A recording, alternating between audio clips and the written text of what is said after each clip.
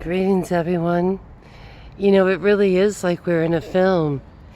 We are in the post-apocalyptic, COVID, empty state. Capital, as some of you may have seen, as we wander around here a bit now that Mankin has decided it's his and all the other dogs about. However, you know, it's weird because I'm finding things I never saw before. We used to sort of avoid it here. He kind of barks at state shirkers a bit. But this says written and, I think it says written and oral language test. Department of Social and Health Information Services. And this really isn't a place that has services at all. But I'm thinking I finally found the secret place where they do the hiring. Because I think, remember I told everyone that they're not hiring anyone who speaks, who really speaks English anymore, that it's kind of this UN sort of crazy thing at this point. It's wild because the door's opening, but I don't think we are allowed in. This is like Clockwork Orange. This is getting too intense. But here we have it. You know, and why would they need that? Why would they need that? Because that's what they're stuffing these buildings with. It's a weird UN thing. And I don't mean to sound like Old Man Hamilton.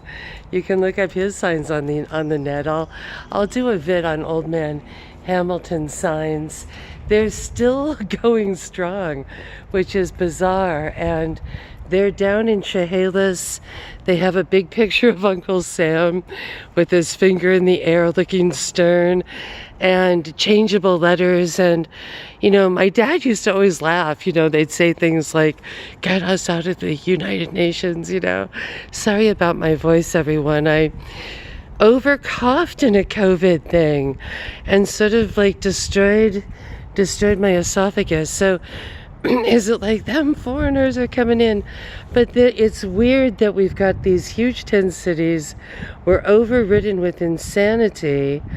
And it's odd because I do recall once going into the Attorney General's office, and someone who was clearly like not able to speak English at all was sitting like on a little side bench with someone who was giving them like a test for working at the state. And at that point I kept trying to get a job here. I think I must just be like this dist person, right? The dist crazy person. But I had thought, oh, I live across the street from the state. I should just pick up something small, nothing too intense. And I'm glad I didn't. I'm glad I wasn't part of this whole horrible mess. You know, the few people I know kind of who have and do work for the state, I don't know, they're depressed, they're unhappy, they're somehow tortured by being part of it.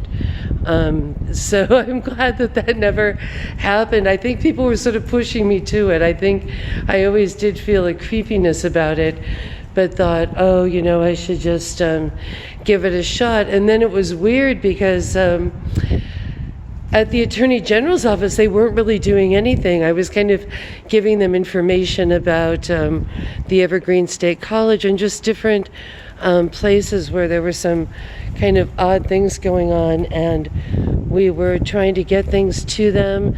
There was also a book I was working on that dealt with something called the Intertango case, and they were never doing anything. It was sort of just, you know, form letter heaven, right? You would get like these one sentence form letters saying, we're sorry, that's not from our department. You know, it's sort of like if I could only wallpaper my house in things that said that, you know. And it's like, well, why do you have to hire a person, right, to stuff that envelope? Very weird. So it's weird. It's like that was kind of a surreptitious place where they were kind of placing people because And there was a woman that was really doing a great job, and then she must have gotten so exhausted.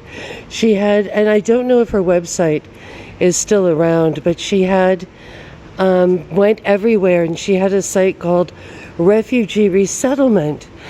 And it really wasn't about the refugees so much as the huge amounts of money that the nonprofits were making regarding refugee resettlement and the kickback. So if the state, say, hires someone from Syria, they're going to get these huge kickbacks from the federal government, and whoever helped place that person, whatever agency, is just going to get, it was such a big feast.